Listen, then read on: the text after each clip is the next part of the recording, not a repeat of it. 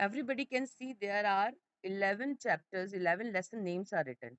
These 11 names are EVS 1 SST. In your book, there are 22 chapters. We have divided 11 chapters for EVS 1 SST. These are the names of the lessons which are we are going to read in EVS 1. We have done lesson 1, My Family. We have read it. Lesson 2, On the Move, we have read and I have explained it about. And now, lesson 6, we are going to start. This lesson name is Our Forests and Our Future. Okay? Our forest means हमारे जंगल. Our future means हमारा भविष्य. So, please. So, in this chapter, starting of the chapter, there are two pictures. Here, some children are going walking inside the forest, and one of the child, a girl, is saying something. Let's see what she's saying. Why does the air feel cleaner here than in cities? क्यों यहाँ हवा जो है ज़्यादा clean महसूस हो रही है शहर के मुकाबले? And the person who is walking with them, ये जो आदमी है इन बच्चों के साथ आया हुआ है जंगल में, he has replied, उसने जवाब दिया. क्या जवाब दिया? Plants in forest give us oxygen. जो plants है forest में वो हमें oxygen देते हैं. There is also less pollution. और जंगल में pollution भी कम है than in cities, शहर के मुकाबले. इसलिए हमें यहाँ पर जो है हवा जंगल में ज़्यादा साफ महसूस होती है. ओके, बिकॉज यहाँ पर बहुत सारे ट्रीज हैं. नाउ सिटीज में पॉल्यूशन इसलिए ज़्यादा होता है because we have so many vehicles in the cities and there are so many factories in the cities, so that's why the pollution is more.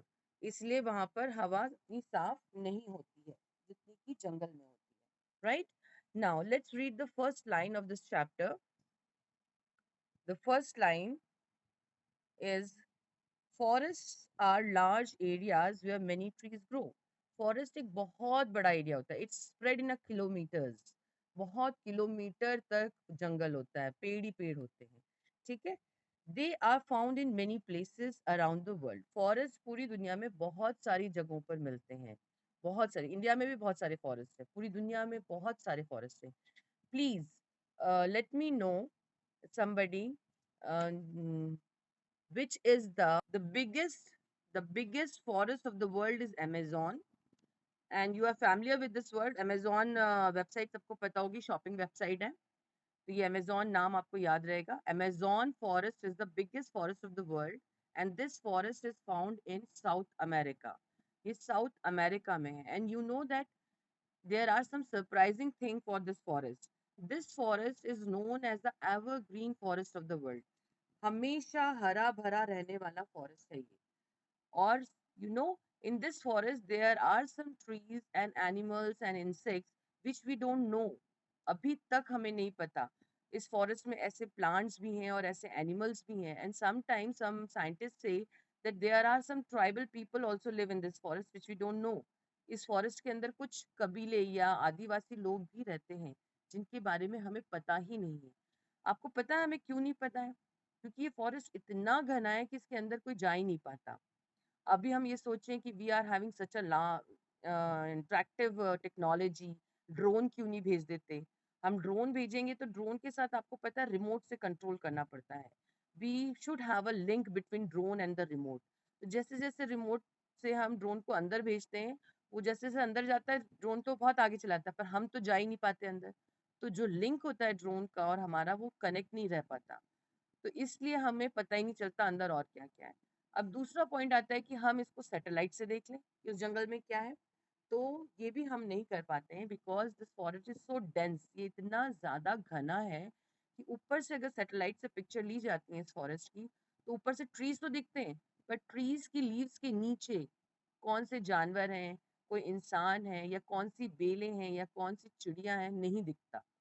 तो इसलिए इस फॉरेस्ट के अंदर डीप में किस तरीके के जानवर हैं, किस तरीके के प्लांट्स हैं, हमें सबके बारे में नहीं पता है आज की तारीख में भी. So that's this is a very unique thing we know about this Amazon. और ये हमारी ऑक्सीजन का 60% ऑक्सीजन जो है हमें अमेजोन फॉरेस्ट से ही मिलती है. ये इतना बड़ा जंगल है और इस जंगल को एवरग्रीन भी कहा जाता है, हमेशा हरा भरा. Now please raise the hand if Anybody can give me. This forest is known as Amazon forest is known as evergreen क्योंकि यहाँ हमेशा हरे भरे रहते हैं. हम एक बात इसको समझने के लिए सबसे पहले देखें कि how many type of climates we have. We have one season, autumn season. Autumn season शायद सबको पता होगा, ये एक ऐसा सीजन होता है जब ट्रीज अपने लीव्स को शेड करते हैं. शेड यानी कि गिराते हैं, झड़ जाते हैं. तो इस फॉरेस्ट में इतनी वेराइटीज ऑफ ट्रीज हैं कि जैसे ऑटम सीजन स्टार्ट होता है तो कुछ ट्रीज का तो ऑटम सीजन के स्टार्टिंग में टाइम होता है अपनी लीव्स को शेड करने का, गिराने का, तो उनके पत्ते गिर जाते हैं. पर बाकी जो वैरायटी के ट्रीज हैं, अलग डिफरेंट काइंड के ट्रीज हैं, उनका अभी टाइम नहीं है शेडिंग करने का, तो वो हरे भरे दिखते हैं. अगर मिड ऑफ द ऑटम चल रहा है तो जो पहले वाले ट्रीज थे जिन्होंने शेड की थी लीव्स, उनके नए पत्ते आ चुके हैं, और दूसरे वाले ट्रीज कुछ रह गए हैं जिनका अभी ऑटम सीजन में शेड करने का टाइम नहीं आया है. तो फिर फॉरेस्ट हरा भरा दिख रहा है. कुछ ट्रीज हैं जिन्होंने पत्ते गिरा दिए. ऐसे ही ऑटम सीजन का लास्ट टाइम चल रहा है, एंड ऑफ द सीजन. तो जो पहले दो ट्रीज थे, वेराइटीज थी ट्रीज की जिनके पत्ते गिर गए थे, उनके नए पत्ते आ चुके हैं. अब जो थर्ड या फोर्थ टाइप की वैरायटी के ट्रीज के पत्ते गिर रहे हैं, तो बाकी के नए पत्ते आ चुके हैं. तो इसलिए इस जंगल में ऐसा कभी नहीं होता कि सारे के सारे ट्रीज के पत्ते गिरे हुए हों. इसलिए इस ट्रीज को एवरग्रीन कहते हैं, क्योंकि हर टाइप ऑफ वैरायटी ट्रीज के अलग अलग टाइम होता है अपने पत्तों को ऑटम सीजन में शेड करने का. That's why this forest is known as evergreen. आप सब ने बिल्कुल सही जवाब दिया था, क्योंकि यहाँ पर बहुत सारे ट्रीज हैं. That's why this is evergreen, क्योंकि ये बहुत सारे ट्रीज के अपने अलग अलग टाइम पे शेडिंग ऑफ द लीव्स होती है, और इसलिए ये हर वक्त हरा भरा दिखता है. Now let's read the next topic, that is importance of forest. Forest की क्या इम्पोर्टेंस है?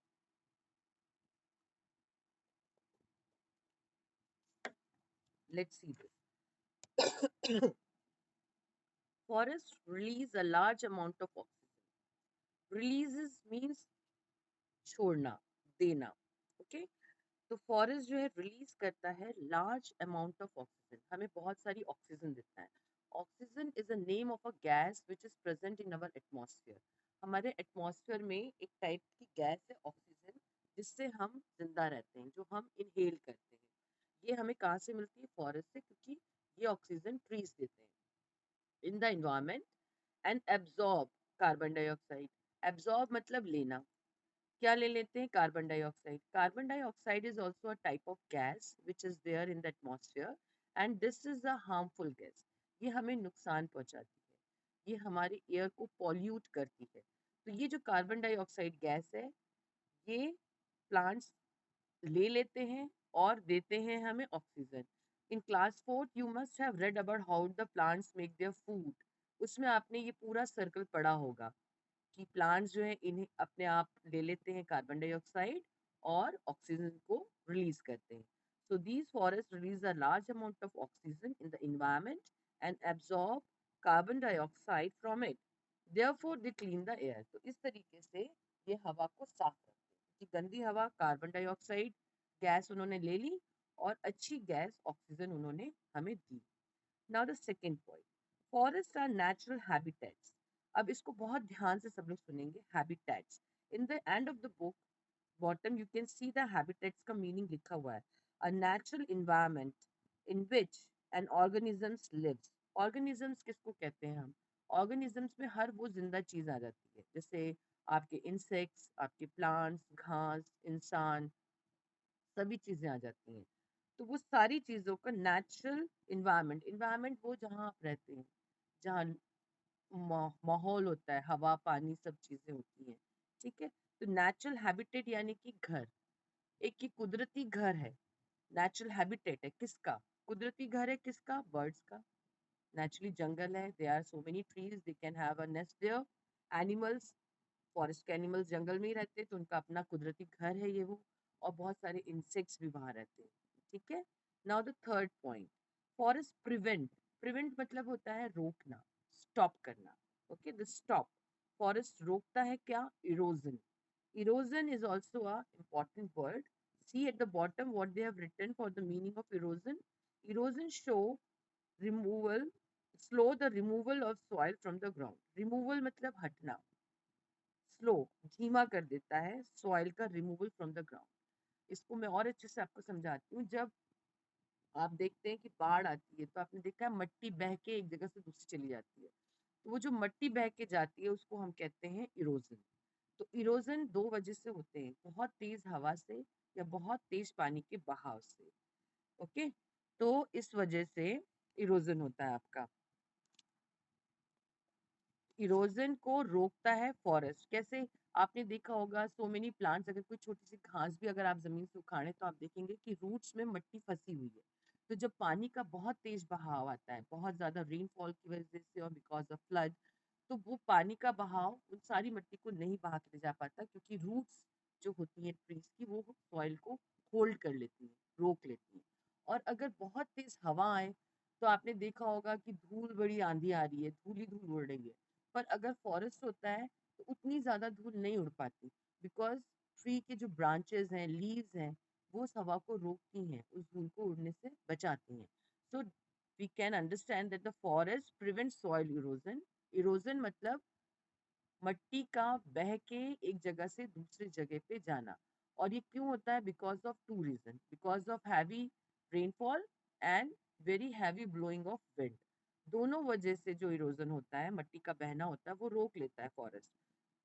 The roots of the trees help to hold the soil in a place. जो रूट्स होते हैं ट्रीज के, वो हेल्प करते हैं सॉइल को वहीं के वहीं रोक लेते हैं।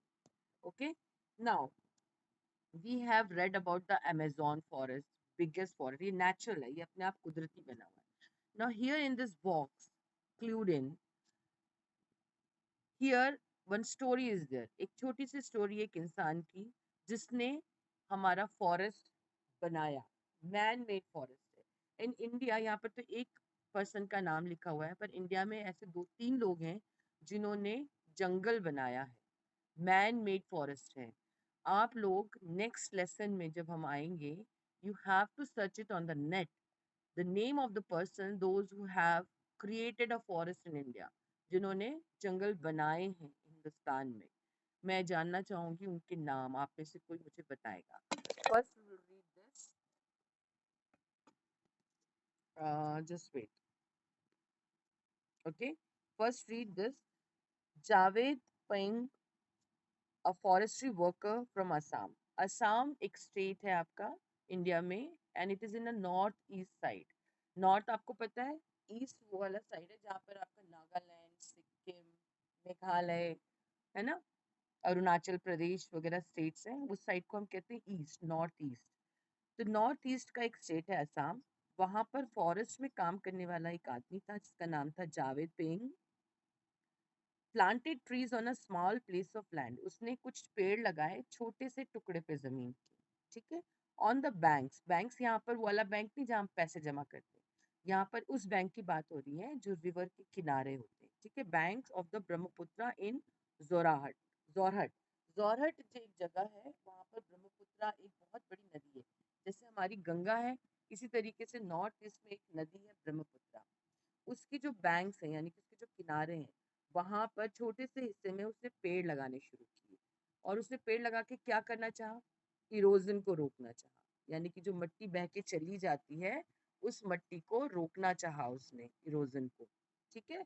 तो वो जो छोटे से एरिया में उसने ट्रीज लगाए थे, कुछ टाइम के बाद वो ही जगह जो है बड़े से जंगल में बदल गई। This piece of land is known now a forest and is known as Mohali forest.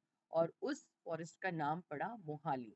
तो मोहाली फॉरेस्ट अगर आपको सुनाई दे तो आप समझ जाइएगा, ये फॉरेस्ट जो है कुदरती होने के साथ साथ इंसान ने बनाया है। एक इंसान ने वहां पर पेड़ लगाने शुरू किए और इतने सारे पेड़ लगा दिए कि बाद में एक बड़ा सा फॉरेस्ट बन गया।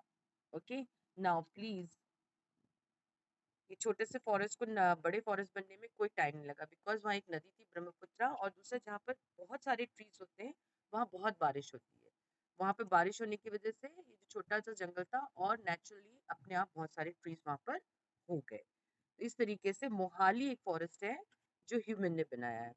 Now see the next point, leaves that fall of trees from a protective layer on the soil.